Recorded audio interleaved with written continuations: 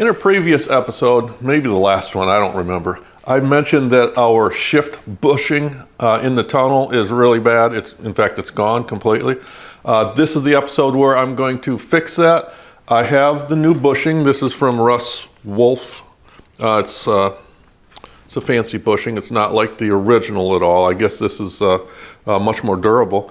Also have one of his couplings for the back at the transmission.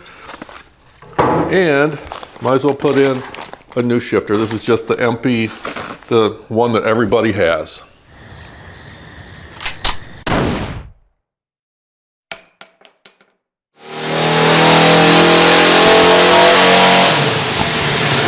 Now the only way to replace that bushing is to take the shift rod completely out of the car.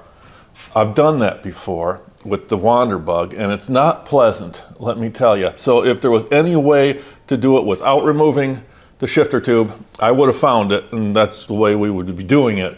But unfortunately, yeah, we have to take it out. So first thing, we need access to the front of the tunnel, and Volkswagen put in two access covers, one right here and one up underneath. First thing we're going to do is take those off. Just one screw holding this one on. Gotta save this screw though, because this is an original Volkswagen screw. We don't want to lose that. It's at this point where I begin to regret not putting the car up on jack stands. Oops, wrong way. There. Oh, it came right off. Cool. And now by going through this hole in the front, you can see I've got full access all the way through the tunnel. Now I have to remove the coupling in the back here. Access cover is off, and now there's a safety wire holding the grub screw so it can't back off. I gotta undo that.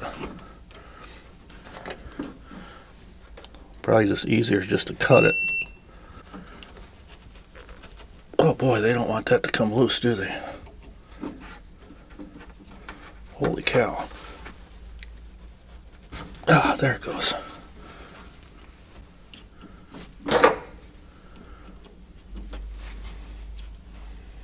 Take that right out. Try not to drop it. There we go. Then there's a bolt through, goes all the way through here. Looks like. Now on my 60 Beetle, it's just like a straight coupling. It's not a fancy one like this at all.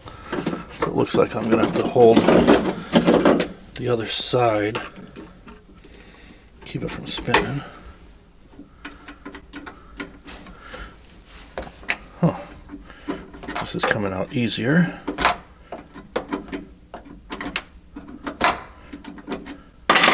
Yeah, I've never had one of these off before. This is a first. Huh. That's a weird looking screw bolt, huh?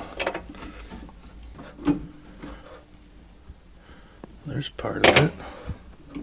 I gotta figure out how this comes apart. Alright, take two. After I went and looked at the owner's manual, I realized that you have to punch this pin out of here. Hopefully it's easy. Oh yeah. Oh shit. Don't drop it. Don't drop it. Don't drop it. I got it. Alright, so that is all completely loose. Now before I push this rod out, I'm going to tie a string to it. You'll find out why later. There we go. That comes off. Ouch.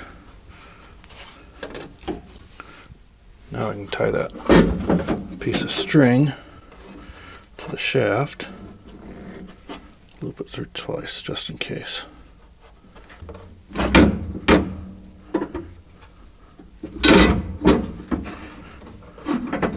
Alright, that is tied on there tight. Now, to push it out towards the front.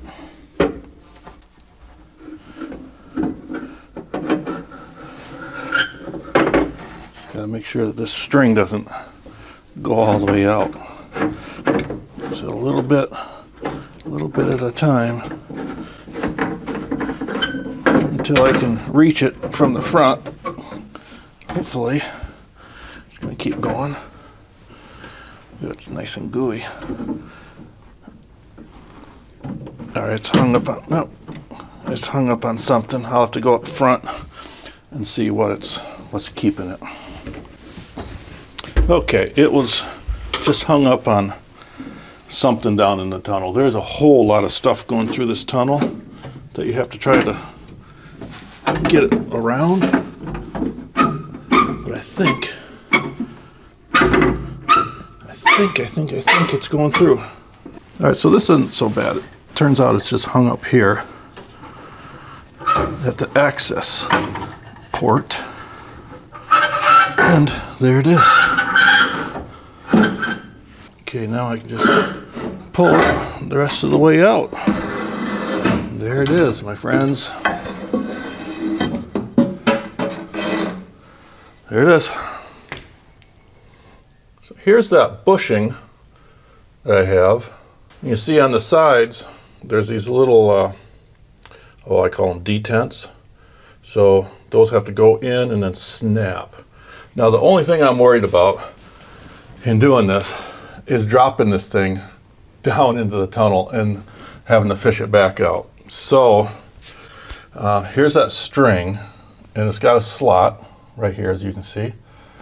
Put that string through the slot, and then I'm going to take a wooden dowel and stick it through, and then stick the other end through the hole. That way there's no chance of it falling down. Oh, first, before I go any further, I need to put a little bit of lube on this so it goes in easier. A little bit of Vaseline. That should do it.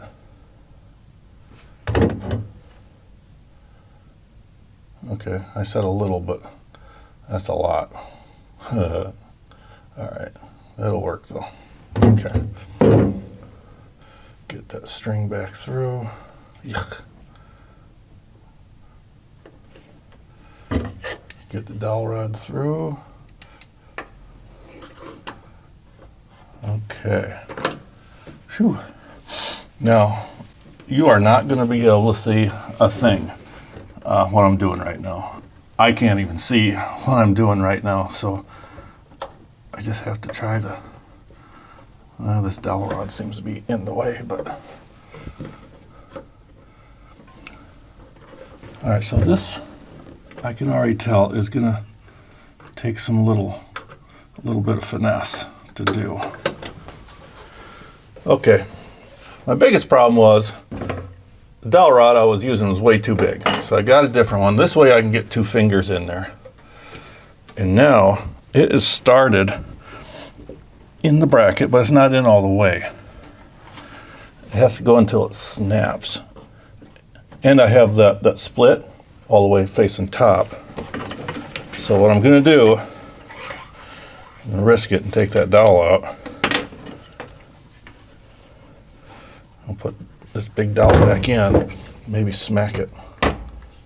Maybe that'll send it in. It wants to go. Just needs some persuasion. I have success. It is in. It's in. It's in the hole. Whew. So now I'm going to direct my attention to the shaft itself, or the tube. This is the old one. This is original Volkswagen stuff. Now I had gone ahead and got a replacement one. This is probably Chinese. I'm not sure, but I wouldn't doubt it. But it comes in a universal length. So you see, it's quite a bit longer. What you have to do is you have to cut the tube to length. And this is the only way I could find it. I looked all over the place for an original length tube like this with the end already on it down here at the transmission. I couldn't find it. All I could find was this universal. And then they give you this that you have to, you know, after you cut it to length, then you put this in and weld that on. And it's adjustable down here. I don't like that. I don't like that at all. That's just something else that can come loose, I'm afraid.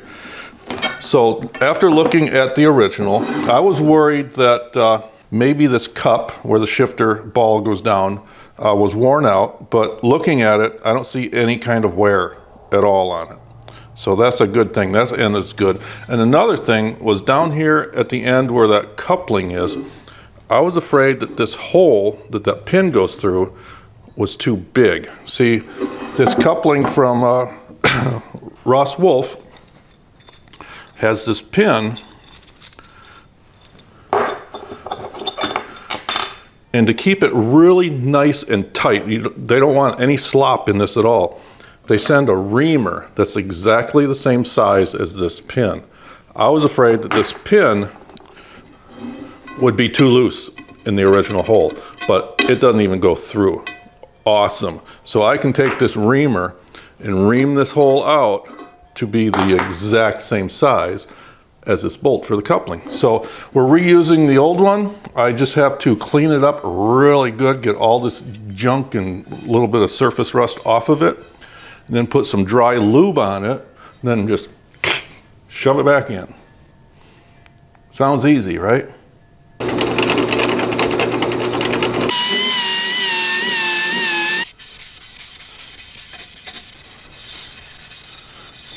Okay, that is nice and shiny, like brand new. The reason why we want to polish it up is so it goes through that new bushing really easy.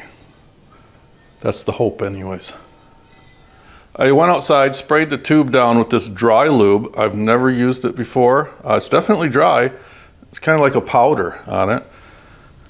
Now I'm going to take the string and tie it back to the end. And this string is going to help guide it through the maze that's in that tunnel, because we've got all sorts of things in the tunnel. We've got the fuel line, we've got all the cables for the heater, all sorts, and cables for the emergency brake too. All kinds of things for this to get hung up on along the way. So start pushing it through.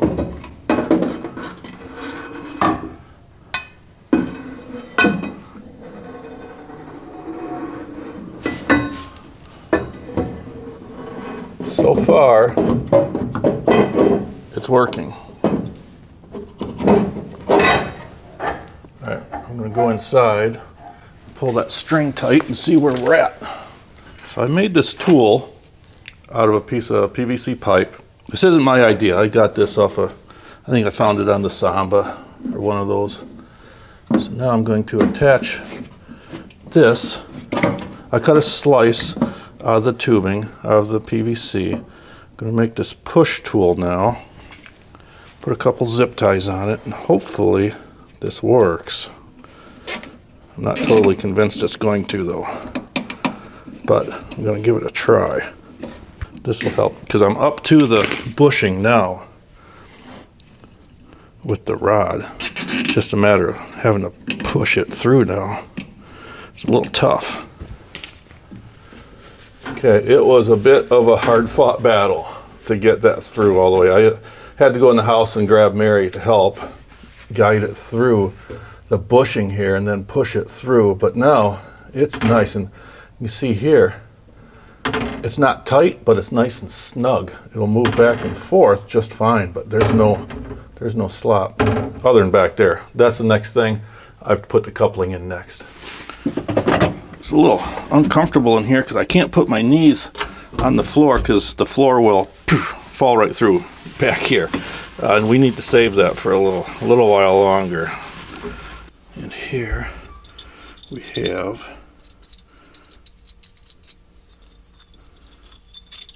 this pin.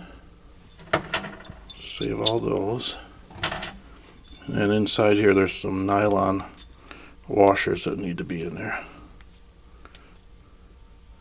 So I'll move that rod forward a little bit and not lose the washer like I just talked about.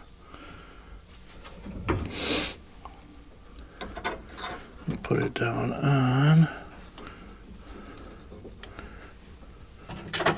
Grab the bolt.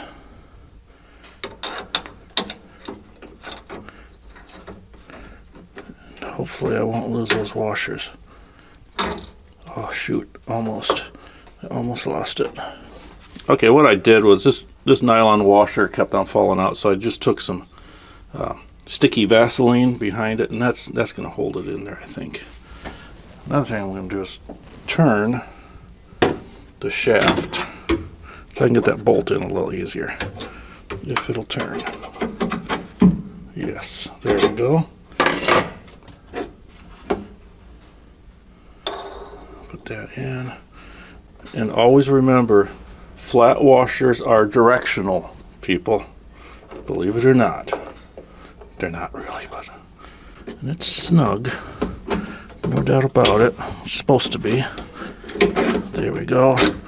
Through to the other side. Yes. I wonder why that's not turning. Okay. Another flat washer on this side. And then that lock nut. Trying not to drop it. Whew. All right. Things are working good now.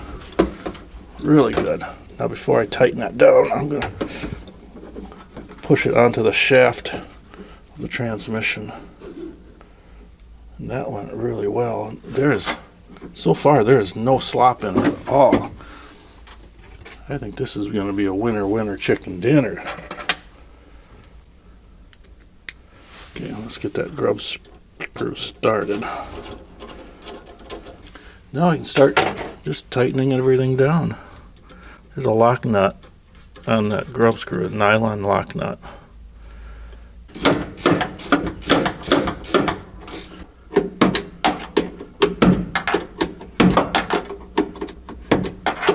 That is on. Boy, that is nice and tight too. It doesn't move. It goes back and forth just fine. That's gonna be nice. Almost done. Now I can get the shifter in. I'm not sure why they send this extra plate. I test fitted it already, and it looks like I don't need a spacer in there, so maybe that's just in case you need one. I don't know. We'll try it like this first. I have no idea if it's in gear or in neutral. I guess I'll find out soon enough, huh?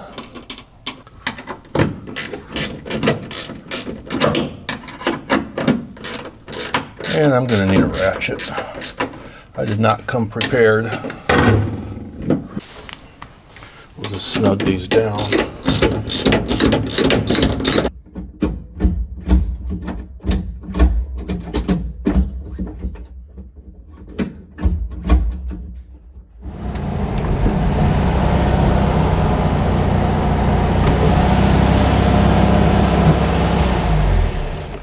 Well, as you can see, the green car is up and running. This is quite a milestone for me. Like I said in the very, very beginning, I don't like cars just sitting around that don't run. Even if they're not finished, I still want them to run and be able to drive them. So yeah, this is big. This is really big. Now, the brakes still don't work very good, but as luck would have it, I did get the disc brake kit in the other day, along with the drop spindles. And I do have rear brakes to go on it already, some drums. So that's going to change. Yeah, I've got all kinds of parts that came in. It's just a matter of getting the time to put it on. And we're going to be putting out more videos on that, so stay tuned. If you like this video, please hit that like button. It really helps out. Leave a comment below. And we really hope you consider subscribing to our channel. Thanks for watching.